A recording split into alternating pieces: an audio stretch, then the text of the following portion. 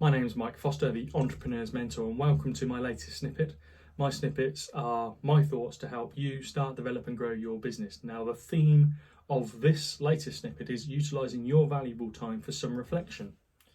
Now, we're in unprecedented times, we're in lockdown, many of us are now working from home, but how do we utilise some time for reflection, and what sort of things would we be reflecting upon?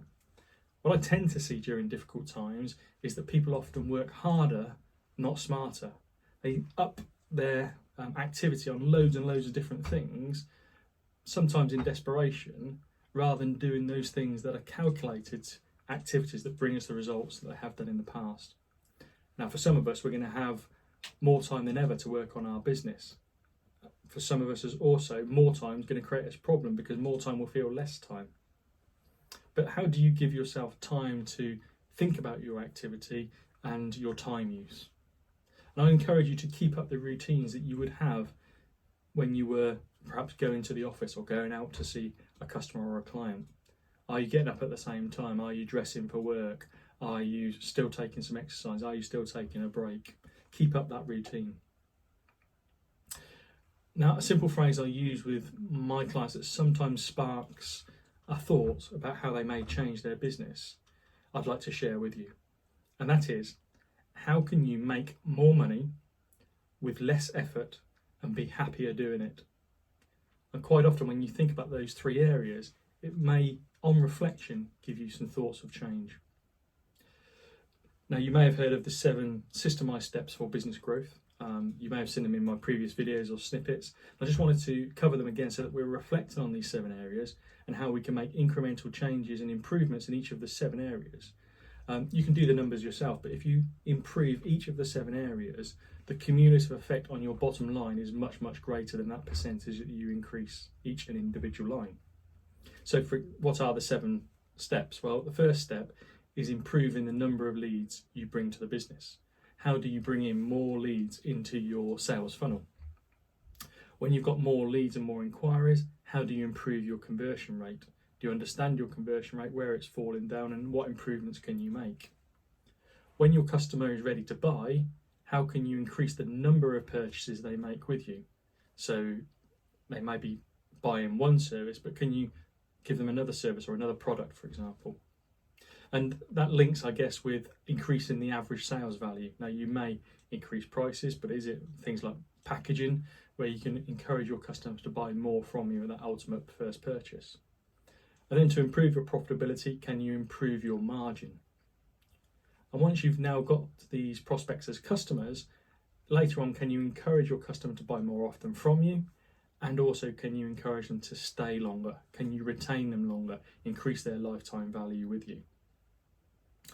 So you've heard me talk many times about high payoff activities, I'm sure, but again, on reflection, are you doing the right activities in your business? And you can put this really simply into a 1-page plan. At the top of the page, write down what you're looking to achieve. What's your mission and vision, maybe for long term or for the next 90 days. Then in the top half, put in your targets and your objectives. Targets and objectives that if you achieve those targets and objectives, you will achieve your vision and mission.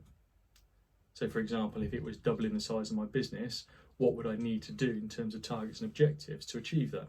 Is it double the number of customers? Is it to increase my pricing or review my pricing? Whatever those areas may be. But the important part is the bottom half of the page, which is where you focus on those high payoff activities. Those activities you need to focus on without distraction. So what if we take one target at a time, doubling the number of customers I have? What are the activities you have to do without distraction to increase and double the number of customers that you have? And ultimately, what you should be able to then do with a 1-page plan, if it's thought through correctly, is fold the piece of paper in half and purely focus on activities.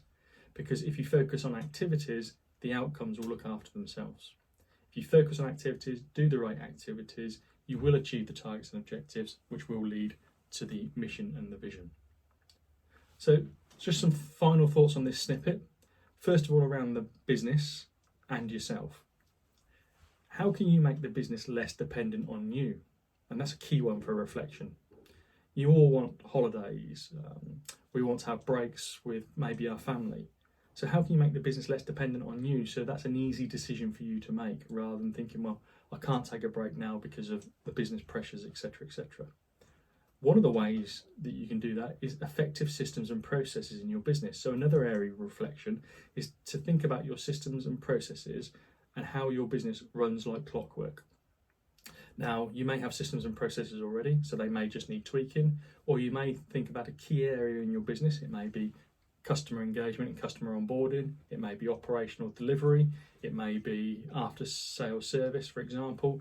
What is your systemized process for delivering that without distraction? So it in effect just happens and it works like clockwork. Then I'm going to ask you specifically to reflect on your money, which is your money. Now, I guess it's topical from a conversation I was having today, but it should always be top of your mind, thinking about your cash flow, because ultimately cash is king for any business, as I'm sure you've heard. Now, what are your credit terms like? Are you collecting the money through your credit control as effectively as you could? Do your terms need changing? Do the way that you collect your cash need changing? Pure reflection, because ultimately you shouldn't be the bank of your customers. If you've done the work, you've invoiced, you're due the money, then you should be receiving that money. And then finally some reflection on you. Are you investing in yourself? Now reflect on the investment you make in yourself to make sure that you're the best you can be to run your business and operate the tasks that you're responsible for. So are you reading more? Are you taking the opportunity to do some online learning and investing in yourself? And I've just finished this snippet really with self-awareness and self-management. Are you self-aware? Are you your own critique, if you like? Don't be too harsh. Praise yourself as well for what you do well. But for example, I sign off every single day and it's established of what I've done well and what I could have done better. And I need to be self-aware, to be honest with myself, and that enables me to then self-manage myself going forward. So I hope this snippet's been of use for you. As always, I hope it's sparked some thought to help you start, develop and grow your own business. Please subscribe to my YouTube channel and then you'll get notified as soon as I put another snippet up in the future. I'll speak to you again soon.